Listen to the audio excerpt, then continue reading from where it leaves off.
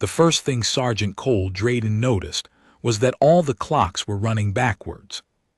Not metaphorically, not as some malfunction he could blame on the EMP wash that had swept through the sector 3 hours ago. Every chronometer in the eastern wing of the Velsherath Palace complex, the ones bolted to the walls, the ones embedded in the control panels, the ones strapped to his own wrist, all of them ticking steadily, decisively, in the wrong direction.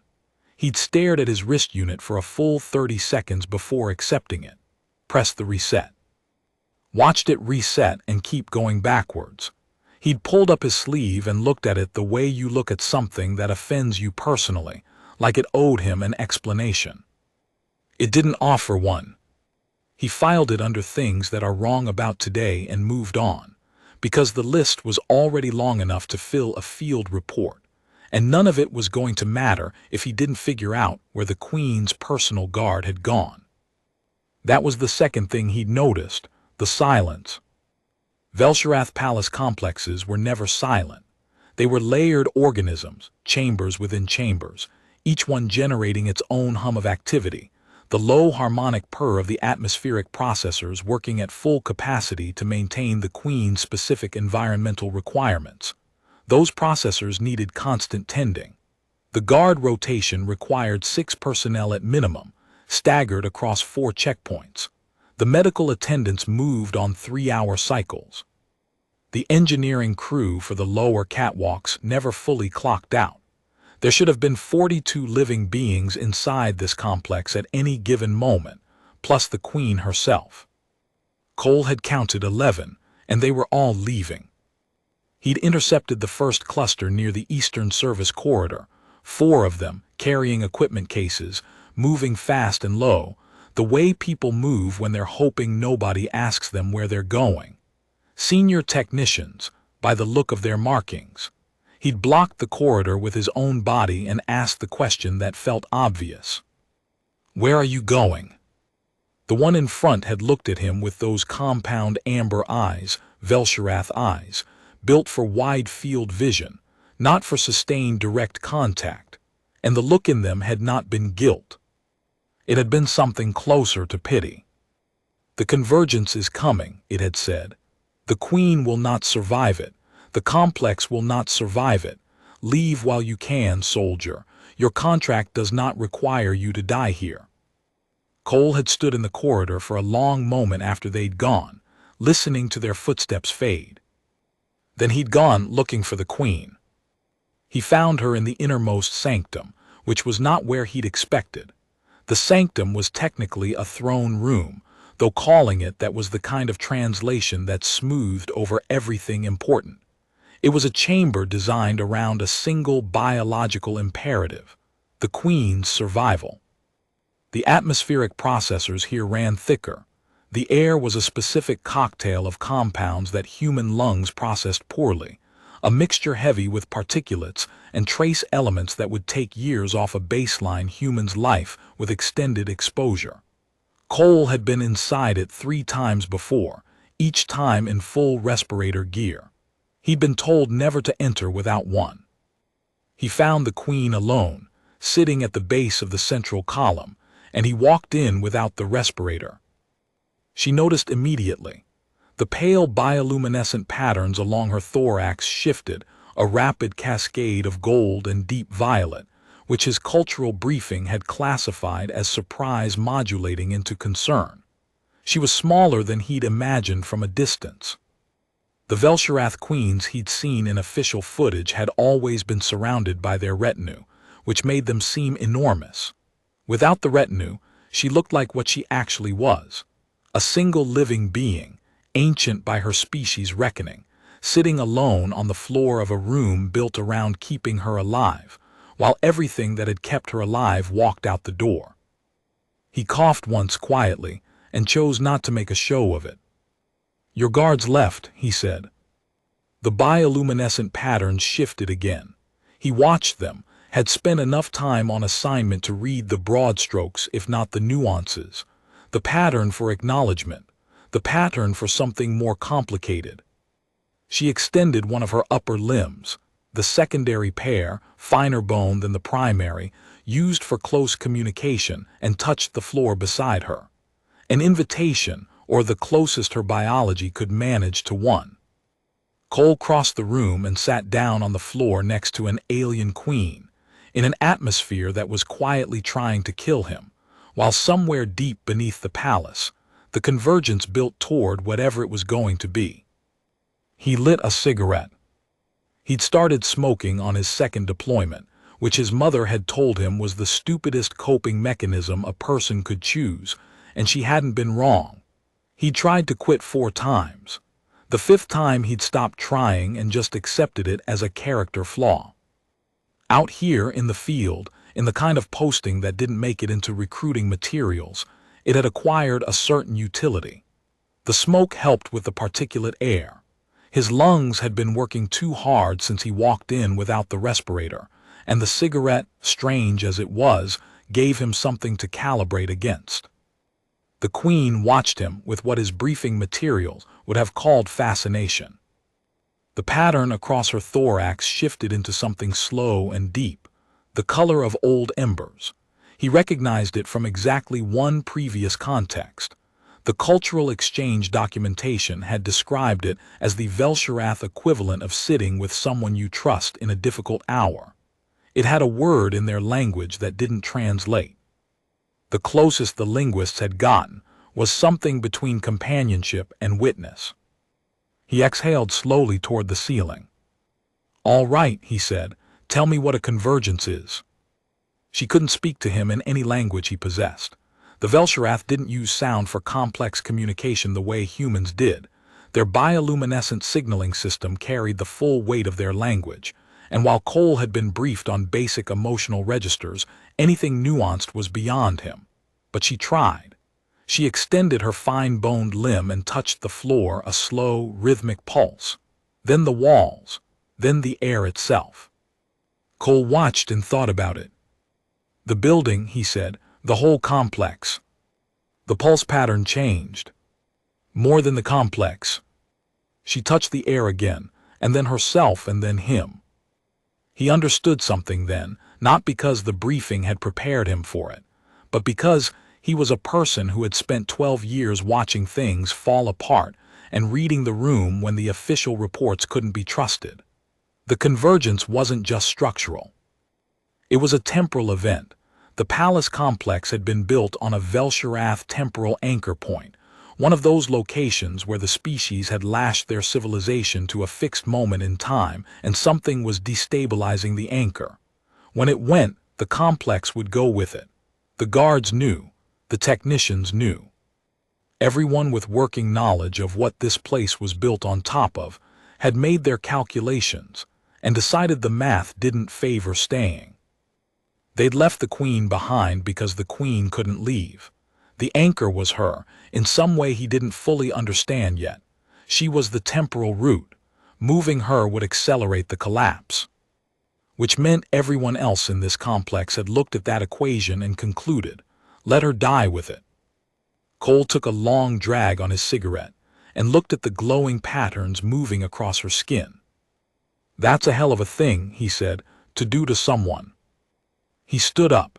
His legs felt the atmosphere already, a low ache in his joints that would get worse the longer he stayed without the respirator. He noted it the way you note weather, information, not instruction. "I need to know where the gate is," he said. "The temporal gate, the anchor point itself, is it in this building?" The patterns across her thorax cascaded into something sharp and urgent.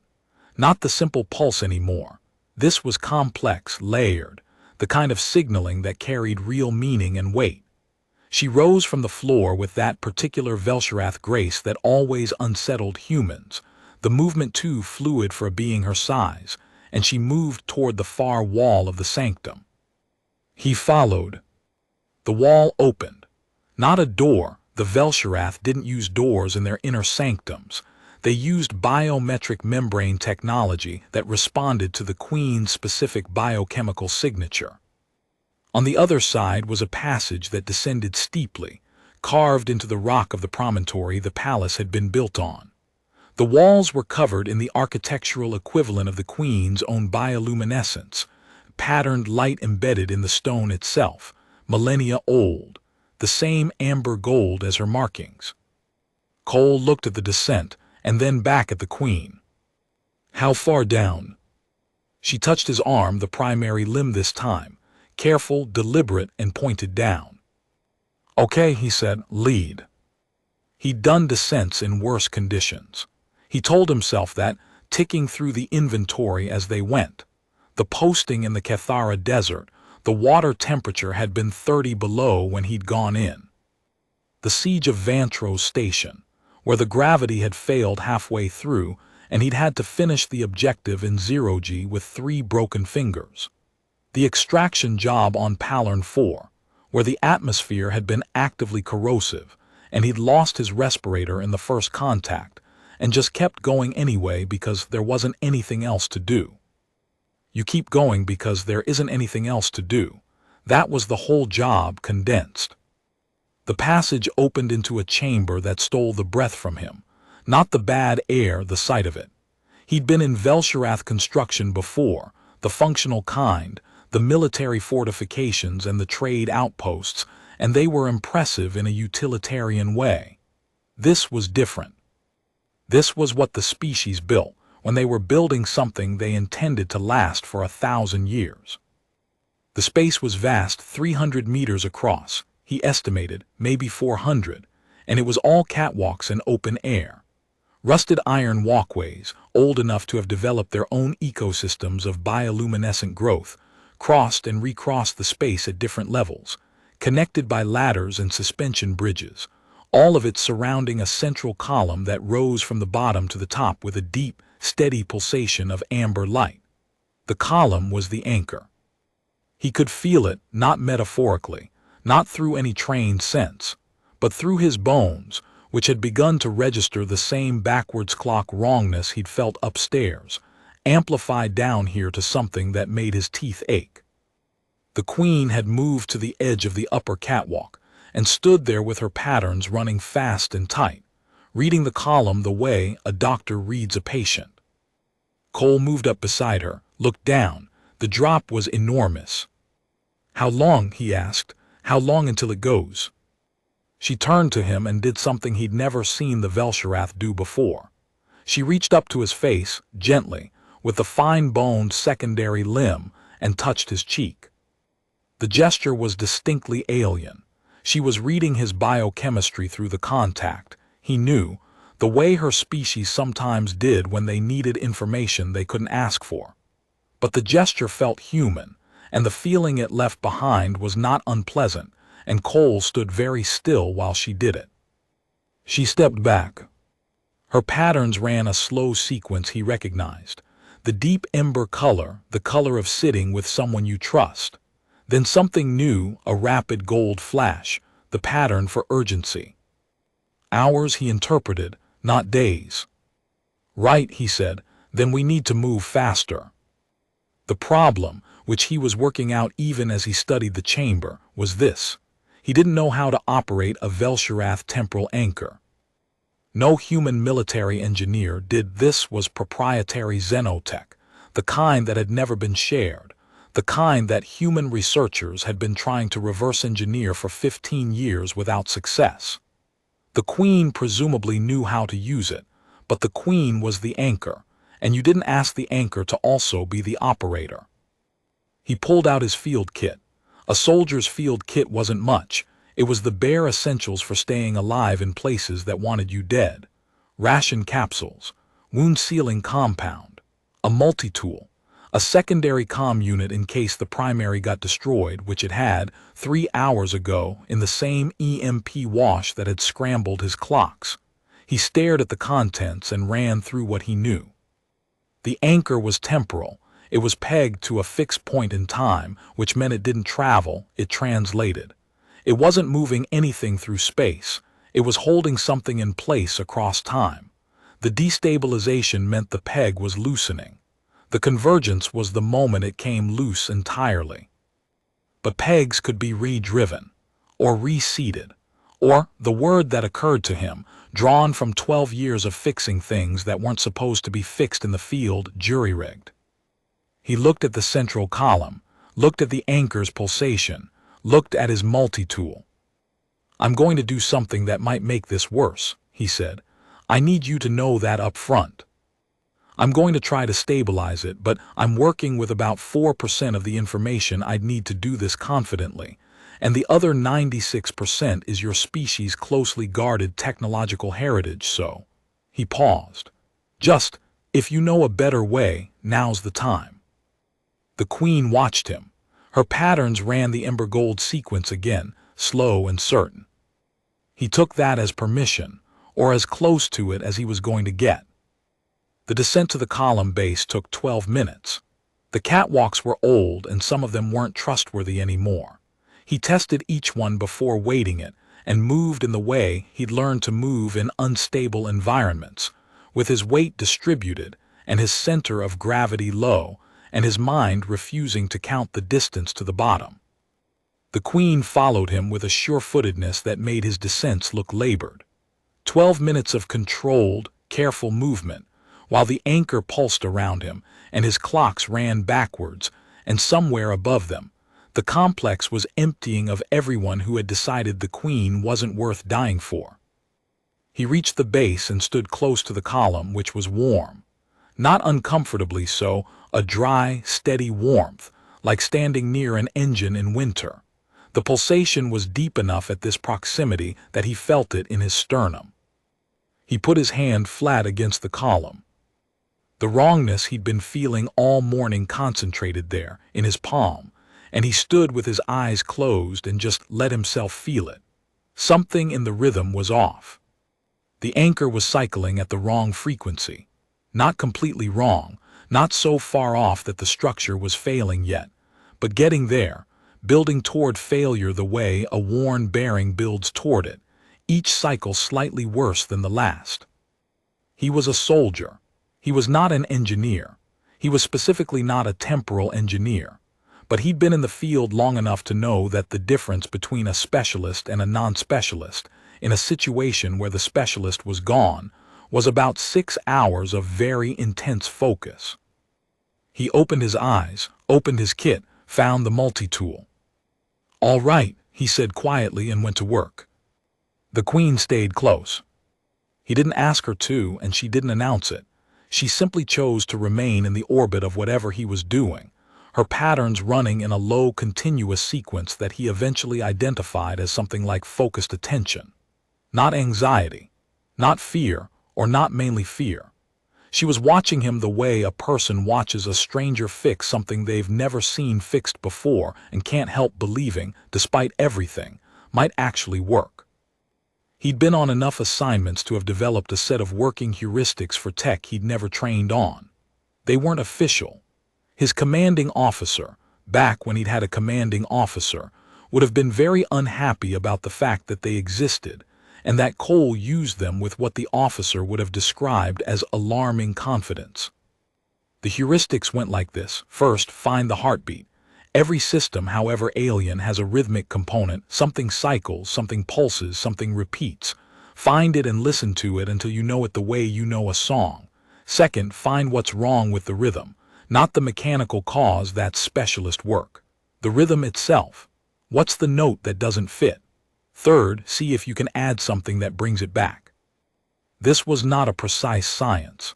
It was, if anything, the opposite of a precise science. But it had worked on 3 occasions he could name, in situations he would never put in a report, and it was what he had. He found the heartbeat in 7 minutes. The column had a 16-count cycle, subaudible, that he could track through the base of his hand. He ran it through 17 repetitions until he had it in his body. Then he started listening for the wrong note. He found it on the 23rd repetition. A skip, 1 beat in the 16 that hit slightly early and recovered, like a heart with a minor arrhythmia. In isolation, it was almost unnoticeable. Accumulated over 1,000 cycles, it was tearing the anchor apart. He looked at his multi-tool. He looked at the column. He looked at the Queen, who was watching him with that slow ember gold pattern running steady and sure across her thorax. "You know," he said, "if this doesn't work, I want you to know I genuinely tried." He found the access panel on the column's north face. Velsherath construction always had access panels, even in the innermost sanctums. They were a species that understood maintenance and opened it. The interior was exactly as alien as he'd expected, and also, somehow, not. Every species that built complex things eventually arrived at certain solutions, because physics was physics and material science was material science. And inside the column were things he could identify. A resonance regulator, a harmonic damper, what appeared to be a frequency oscillator built from materials he'd never seen, but performing a function he recognized from 12 years of keeping military equipment alive in the field. The oscillator was miscalibrated. Not by much, a fraction really, a small drift from its baseline that had been accumulating long enough to compound into something dangerous. He could fix that. Not the right way. Not the way a Velsherath engineer with the proper tools and training and full knowledge of the system would fix it, but the jury-rigged way, the way that would hold it long enough to matter, which was all he needed. He needed it to hold long enough to get the Queen through the gate before the convergence hit. He worked. The air around him was getting worse. The particulates had concentrated near the base of the column, and without the respirator, his lungs were making their objections known in the language of dull ache and difficulty. He ignored them the way he'd ignored a dozen varieties of objection from his body over a dozen years of posting, which was not heroically, not with gritted teeth and dramatic resolve, but just practically. The body was raising an issue, he noted the issue, and the issue wasn't the most important thing happening right now. He hummed while he worked. Didn't intend to, it was habitual, a childhood thing that had survived everything else. A folk song his grandmother had sung, something old enough that nobody remembered where it had come from, just a few bars of something that moved in a rhythm of 3. He hummed it quietly in the base of a Xenotech temporal anchor while an alien queen watched him, and the queen's patterns shifted. He didn't notice for a while.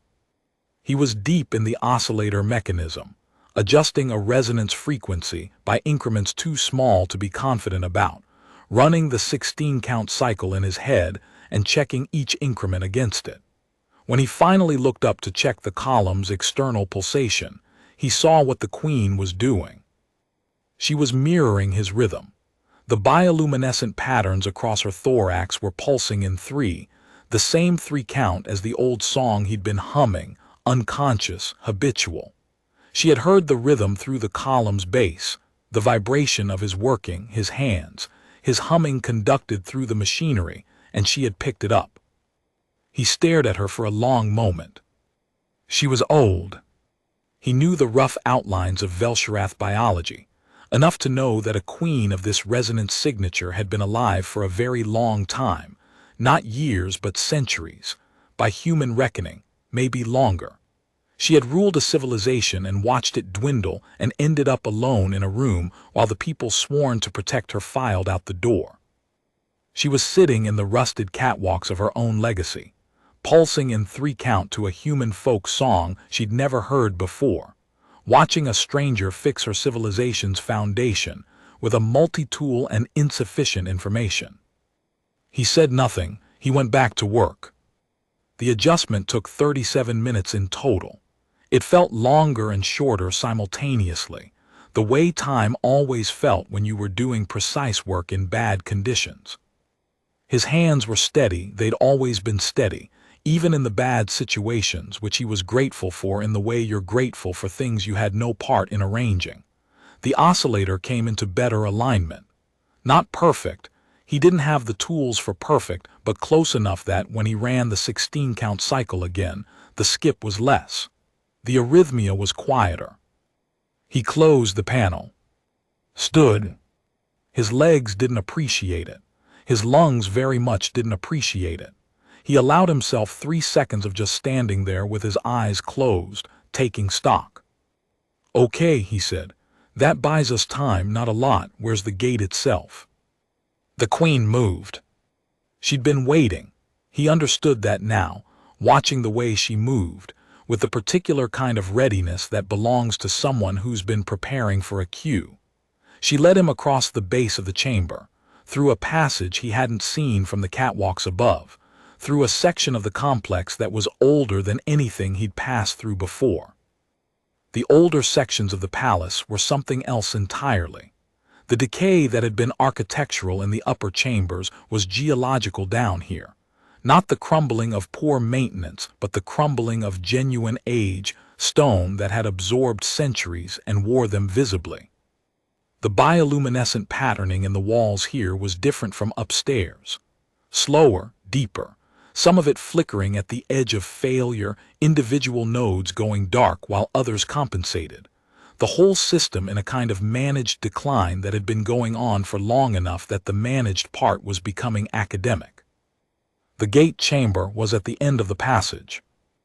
Cole had been briefed on Velshirath temporal gates in the abstract, the theoretical papers, the disputed claims, the intelligence reports that were mostly speculation.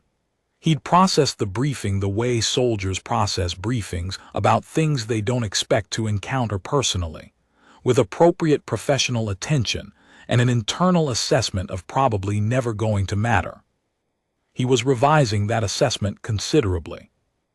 The gate was a vertical oval of absolute stillness in a frame of crystallized temporal residue, the runoff of centuries of translation events, built up in layers until it had become structural.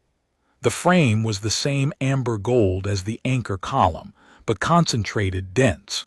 The gate itself was the color of nothing at all.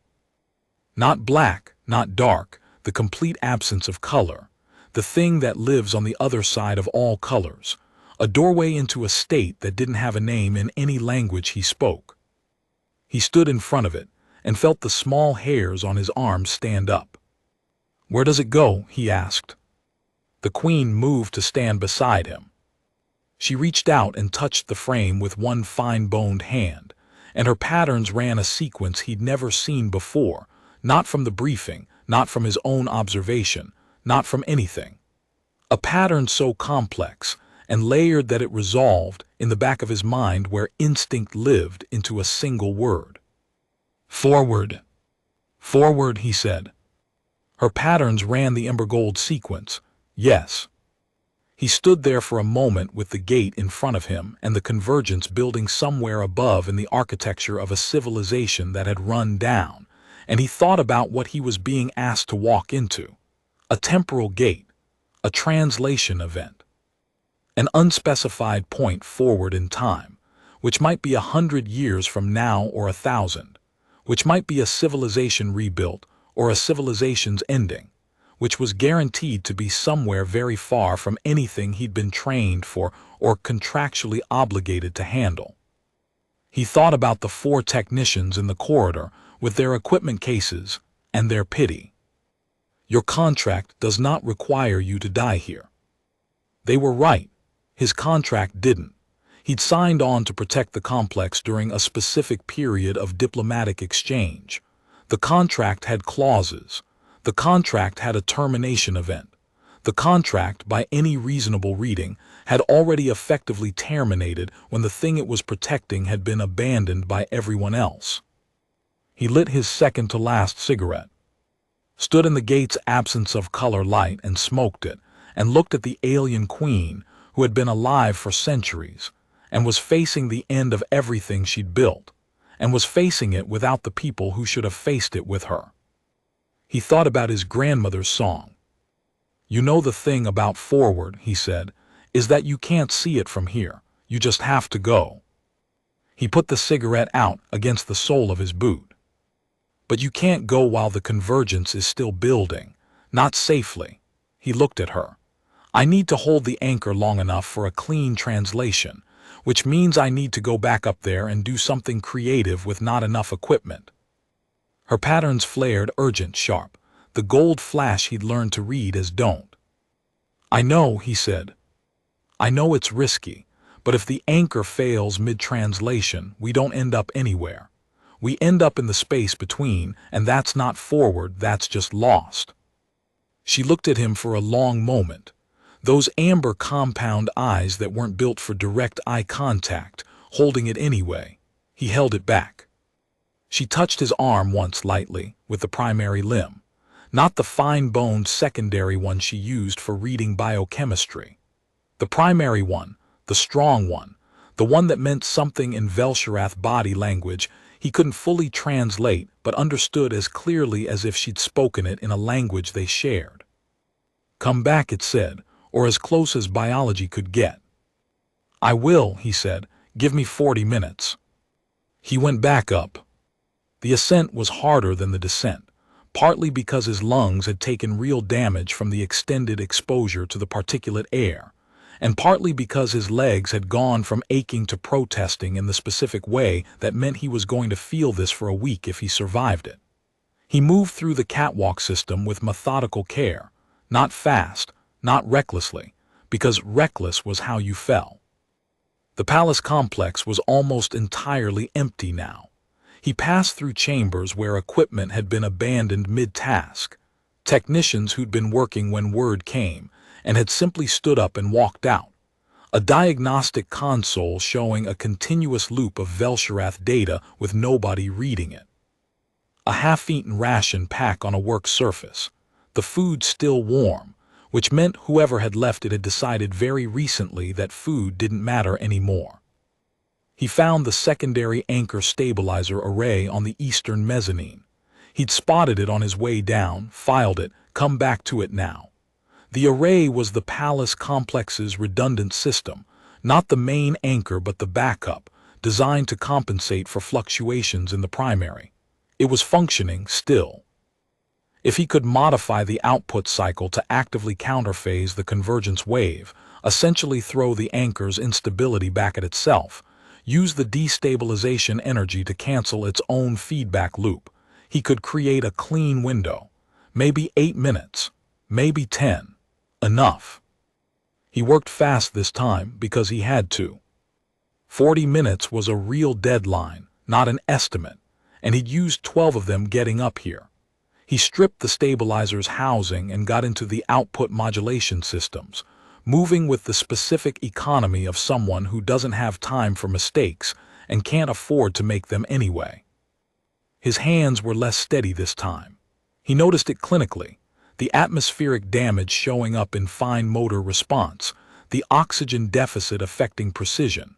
He worked slower as a result, because slow and right was better than fast and wrong, and he hummed the old song again without realizing it, the 3-count folk melody, as if the rhythm would keep his hands honest. The modification took 22 minutes. He sealed the housing, checked his calculations against the 16-count cycle he still had running in the back of his mind, checked them again.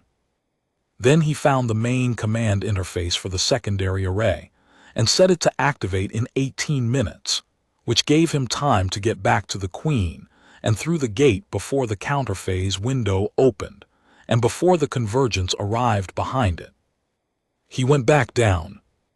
He ran the last 3 flights of stairs in the old palace section, which he would not recommend to anyone with working knees, and arrived at the gate chamber with 11 minutes to spare, breathing hard enough that the Queen's pattern shifted immediately into something he recognized as concern. "I'm fine," he said. "We need to move. I've got about 10 minutes before I create a clean window, and we need to be inside the gate before it opens, not after." She understood the urgency from his movement if not from his words.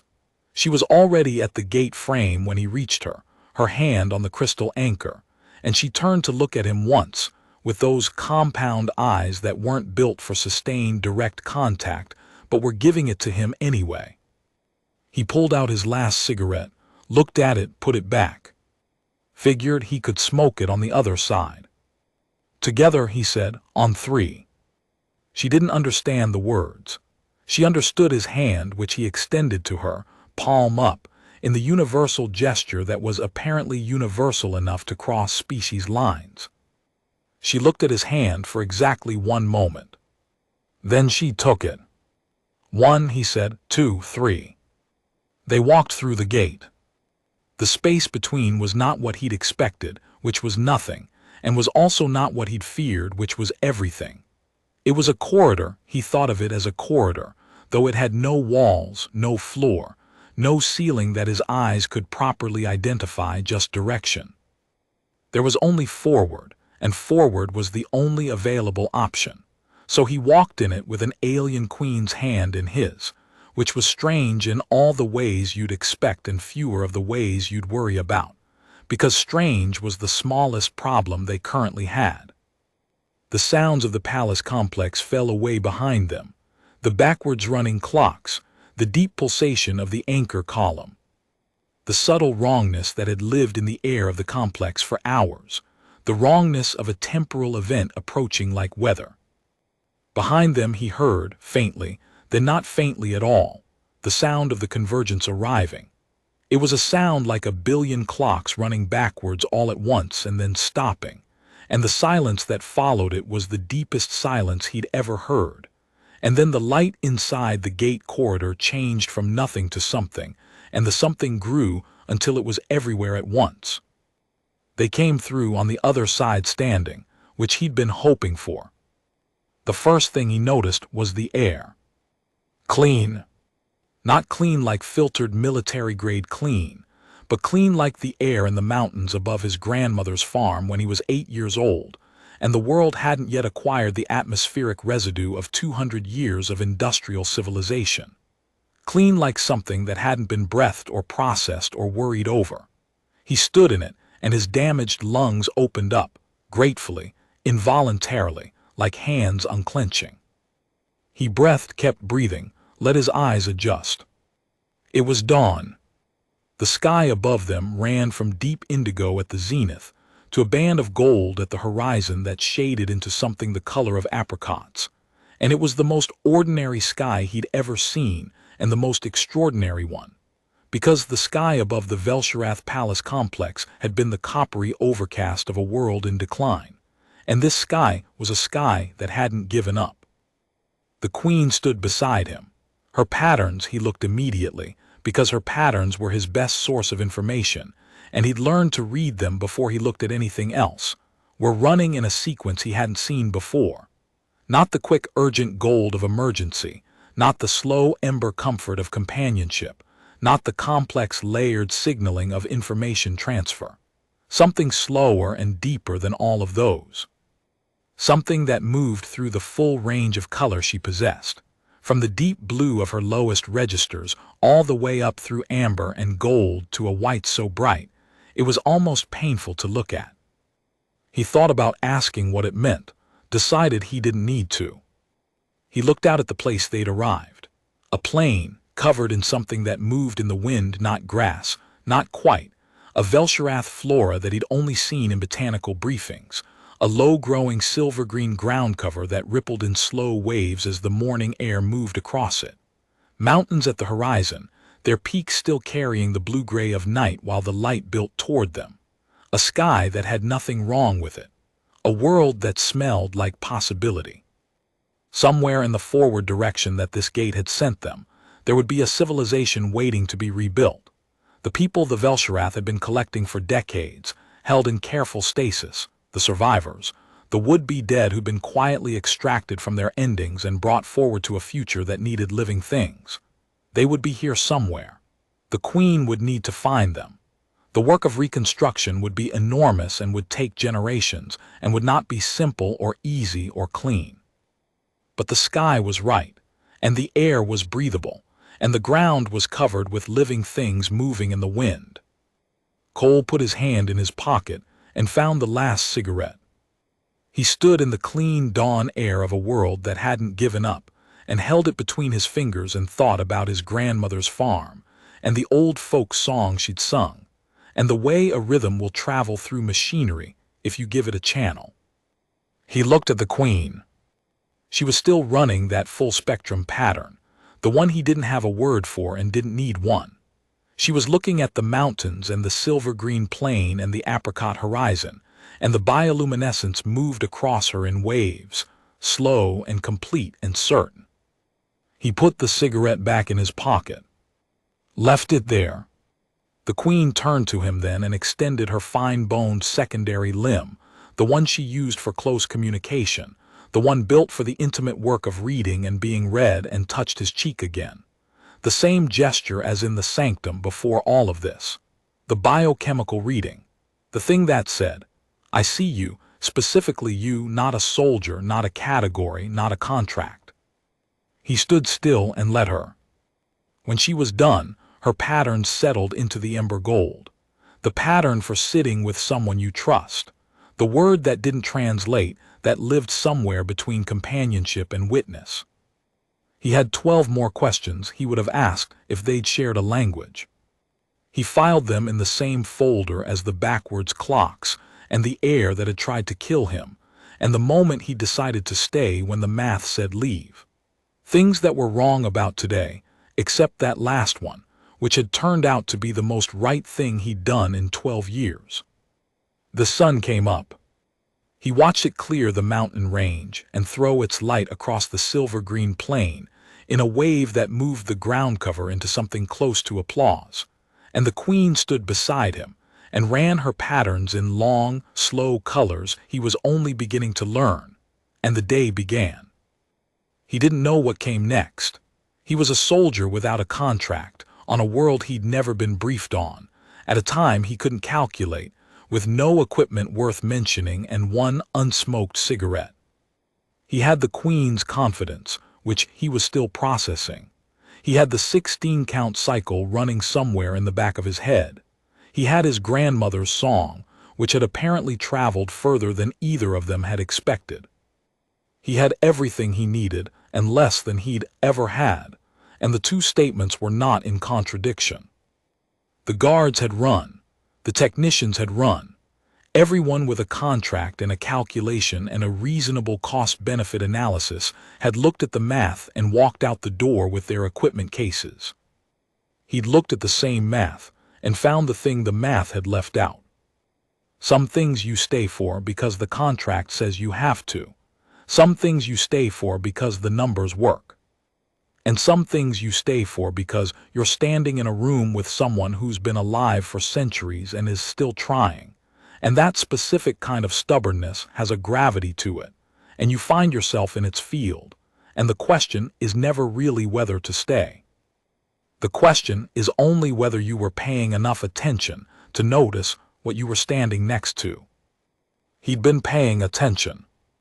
The queen made a sound, the first vocalization he'd heard from her, low and resonant and not quite like anything in his sonic experience, a sound that lived in the register of things too large to be contained by ordinary acoustics. Not distress, not command, something else. He listened to it the way he'd listened to the anchor's heartbeat, open, waiting, letting it arrive on its own terms. It arrived. It was the 3-count rhythm of his grandmother's song. He laughed, a short, genuine sound, the kind that comes out before you can decide whether it's appropriate. The queen's patterns shifted into a rapid gold-white cascade, which his working vocabulary did not include but which he would have classified without hesitation as the Velsherath equivalent.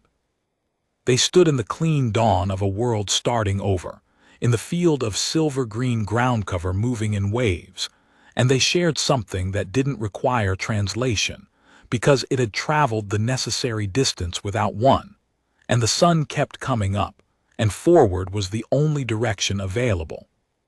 It always had been. You just had to go. He spent the first hour on the plain doing reconnaissance, because that was what you did when you arrived somewhere unknown, and the threat assessment was genuinely 0% complete. The queen watched him do it, which he suspected was its own form of information gathering on her part. She had been observing him since the sanctum. She was still observing him now, with the specific quality of attention that belonged to someone who had spent centuries learning how to read things that didn't come with documentation. The plain extended further than it had appeared from the gate threshold. Several kilometers at least, the silver-green ground cover rolling in slow waves that had a life to them distinct from wind. They moved in patterns that were too regular to be atmospheric, too synchronized to be random. He crouched and looked at it from close range and concluded that the ground cover was a colonial organism, networked at the root level, processing information in some way he wasn't equipped to analyze. It was alive in a way that meant something more than biochemically active. He filed that under things to understand later and stood up. The mountains were 3 ranges, by his eye, stacked at different distances, the nearest perhaps 20 kilometers out. Between the plain and the mountains there was a feature he couldn't identify at this range, a low-lying darkness in the ground, like a shadow that wasn't tracking the sun's position. He walked toward it until it resolved into a river valley, the river itself silver-gray with something mineral in its flow, cutting through stone that had been cut before, ancient stone, shaped stone, the kind of stone that had known tools. Someone had been here. Someone had built here. The building was old enough that the structure had become indistinguishable from the landscape in most places, but the geometry was still visible in the right light. He walked back to the Queen. "There's habitation," he said. "Old Velsharath, I think the geometry looks right. Maybe a kilometer northwest from here." He paused. "People might be there already. The ones that came through before us, if the gate was used previously, if the stasis systems moved people through, they could have had years to establish something." Her patterns ran a long, slow sequence he'd begun to decode during the journey down the catwalks. This was the one that meant she was thinking carefully, weighing things, not uncertain but deliberate.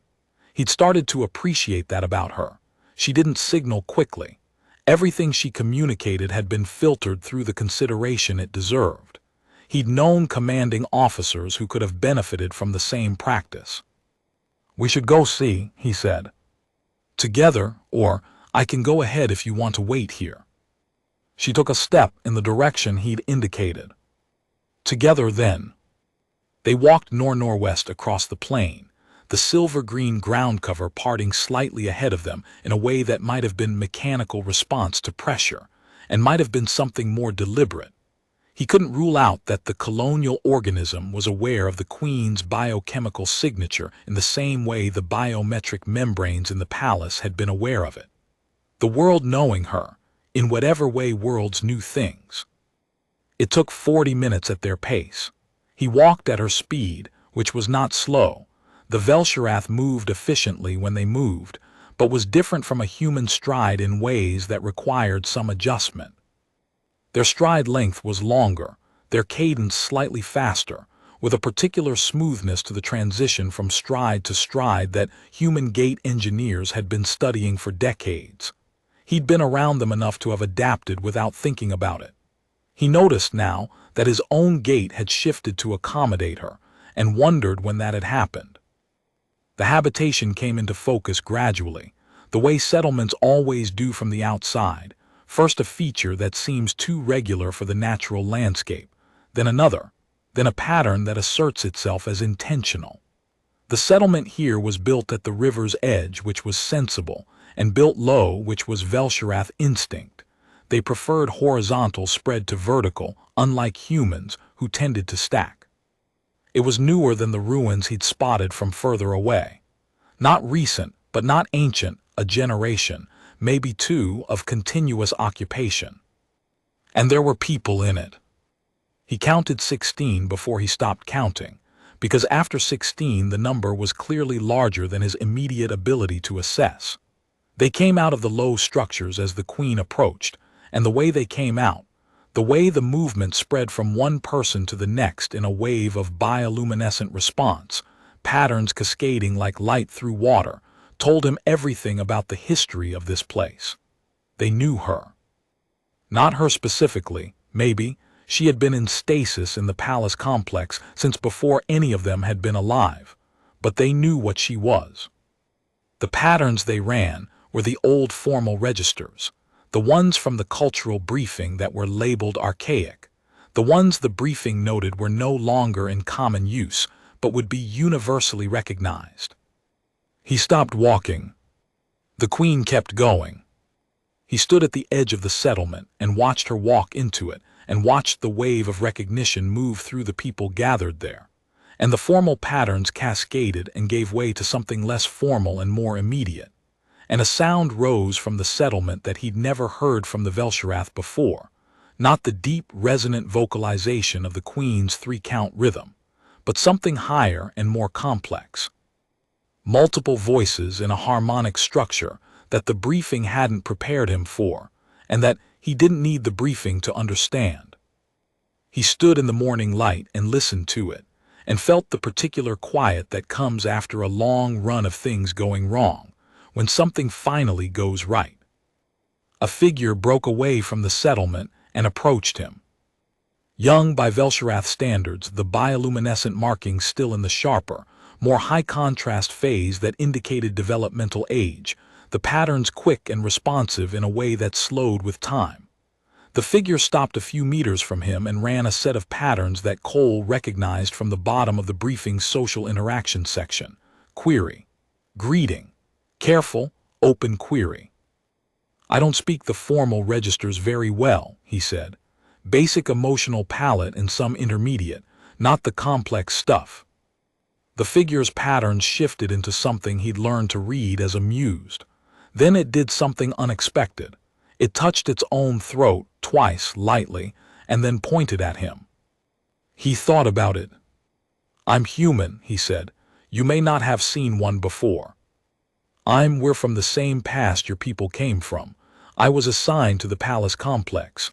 I came through the gate with the Queen." More complex patterns ran in response to that. He caught fragments, confirmation seeking, the pattern for origin or source, something in the range of bewilderment.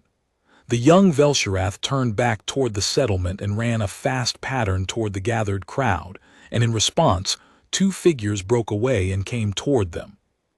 These two were older, much older from the look of their markings, long-patterned, deep-registered with the kind of slow-rolling bioluminescence that spoke of age the way silver hair spoke of age in humans. They walked with the Velshirath version of deliberateness, which looked from the outside like unhurriedness, but was in fact something more like gravity, weight given to each movement. They stopped in front of him, looked at him, ran patterns at each other, a private exchange not directed at him, which he observed without attempting to decode. Then the elder on the left did something remarkable. It touched the side of its face and then pointed to Cole, and ran the pattern he'd come to think of as the Queen's pattern, the ember gold pattern for sitting with someone you trust, for companionship and witness. The Queen had told them somehow. In the 20 minutes since she'd walked into the settlement, she had communicated something specific and important about the human standing at the edge of the plain, and the communication had reached these two elders, and the ember gold was their response to it. He felt the weight of the moment in his throat. "Thank you," he said, which wasn't the right word in any language they shared, but tone carried further than vocabulary. He had learned that much in 12 years of working alongside beings who didn't share his language, and the elders responded to the tone the way he'd hoped. The formal patterns eased, and something warmer and more direct replaced them. One of them gestured toward the settlement. He followed them in. What he found there, inside the low and spreading settlement in the river valley below the mountains at the end of a world still becoming, was harder to describe than he'd expected. He'd assumed a settlement meant infrastructure, organization, the practical architecture of survival. All of that was true. There were food production systems, water management, structural engineering that spoke of real expertise applied over real time. But what he hadn't anticipated was the texture of it. The way it felt lived in, not merely inhabited. The objects people had made that served no survival function, decorative, expressive, the irrepressible human and not quite human, impulse toward beauty even in the early days of a new world. He walked through it slowly, making himself available for observation, which was how you built initial trust with species you hadn't spent time with, not by performing, not by explaining yourself, just by being visible and consistent and patient. The Velshirath of the settlement moved around him with caution that warmed steadily into curiosity. The children, young enough that their markings hadn't yet developed the full range of adult patterning, came closest, which was how it always worked. Children of every species were bolder than their parents about the unknown, because they hadn't yet learned to assign probabilities to outcomes. He crouched down when one of them approached him directly, making himself smaller in the way that communicated no threat in every biological context he'd ever encountered. The young Velsherath stopped just out of reach and ran a fast, bright pattern green-white, like a question that couldn't help being a little excited about itself. He held his hand out, palm up, the same gesture he'd offered the queen at the gate. The young one looked at his hand for a moment. Then it reached out with its fine-boned secondary limb and touched his palm, and read whatever it read, and ran the green-white pattern again, and turned and ran toward the other children with the news. He stayed crouched on the ground for a while after that, watching the children run, and let himself be still. He found the queen again near the settlement's central structure, which was larger than the others and had a different quality to its construction. Older materials at the core, newer additions layered around them, the architectural version of a living thing that adds to itself over time.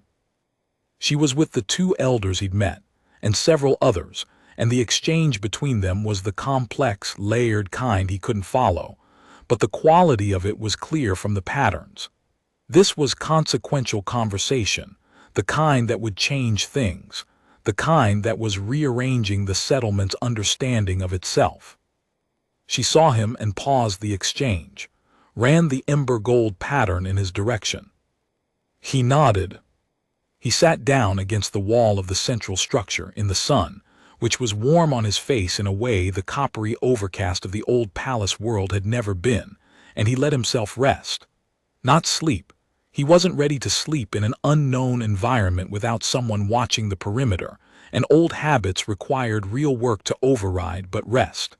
The deep kind, the kind that lives below vigilance. His lungs ached. They would ache for a while. The particulate exposure was real damage, the kind that the body healed from slowly with time and clean air. He had apparently an abundance of clean air. That was a start. He reached in his pocket and found the last cigarette and held it between his fingers, turned it over. He'd carried it this far. Through the catwalks and the anchor work and the gate and the plane, the whole improbable transit from a civilization ending to a civilization beginning. He put it back in his pocket. Maybe later, maybe never. He hadn't decided yet, and for the first time in a long while undecided felt like the right state. Not a problem to solve, just space. The sun moved across the sky of a world that had gotten the chance to try again, and he sat against the warm wall with his legs out in front of him and his hands at rest, and the silver-green plain moved in its networked slow waves in the middle distance, and the mountains held the light in the way mountains do, impassively, completely, as if they'd been waiting their whole existence for someone to arrive and need them to be solid. He thought about his grandmother's farm again, the way the early mornings had smelled like wet grass and turned earth, and the particular cold that lived in mountain air before the sun reached it properly. She'd sung the 3-count song in the kitchen while she worked, without apparent awareness that she was doing it, not performance, just the natural overflow of a person too full of something to keep it entirely interior. He hummed it now quietly, with his eyes closed, in the sun of the new world. From inside the central structure, through the wall at his back, he heard the queen's resonant vocalization begin, the same deep 3-count, the one she'd learned from the column, from the vibration of his working hands, from the way a rhythm travels through machinery and stone, and whatever else lies between two very different kinds of person trying to understand each other in a crisis. The settlement quieted around it. He felt the other bioluminescent bodies in his peripheral vision go still, not frightened still, but listening still, the way people go still when something arrives that they didn't know they were waiting for. He kept humming. She kept singing. It wasn't the same song. It wasn't quite the same rhythm. It was two different things, from two different biologies, from two different ends of a chain of time that had been repaired with a multi-tool and insufficient information, converging on something in the middle that neither of them had planned for, and both of them had apparently been moving toward. The settlement's silence held for a long time. When it broke into sound, voices, patterns, the green-white quick flash of young Velsherath excitement, the deeper registers of the elders running their slow, consequential colors, the river in its mineral valley and the ground cover in its networked waves, and the sun on everything, indifferent and generous. Cole stopped humming and opened his eyes. He had no contract. He had no commanding officer, no field orders, no supply chain, no extraction plan. He had damaged lungs and worn down joints, and 12 years of experience in places that were trying to kill him, and a folk song in 3 count that had apparently traveled further than either the song or he had expected. He had, sitting on the other side of a wall, an alien queen who had trusted him with her life at the end of her world, and whose people were rebuilding something in a valley below mountains that held the light. He had the same calculation that everyone back in the palace complex had run, and he had his own result. He sat up straighter. He didn't know what the work would look like from here. He didn't know the language well enough to be properly useful yet, though that would change with time.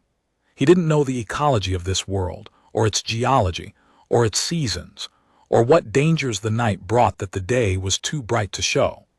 He didn't know how many people were here, how many more were in stasis waiting for the translation, what the infrastructure needs would be as the settlement grew from a beginning into something with the weight of permanence behind it. He didn't know any of that. But he knew how to learn things in the field under pressure, and he knew how to fix things with insufficient equipment, and he knew how to keep his hand steady when the conditions argued against it, and he knew that the distance between a civilization that makes it and a civilization that doesn't is sometimes smaller than the numbers suggest. Sometimes it is exactly the size of one person who looks at the math and finds the thing the math left out. He stood up. His legs ached. He noted it clinically and set it aside. He walked around to the front of the central structure and went inside. The queen was there, and the 2 elders, and several others whose markings he hadn't cataloged yet, and the conversation that had been rearranging the settlement's understanding of itself was still in progress. They all looked at him when he entered.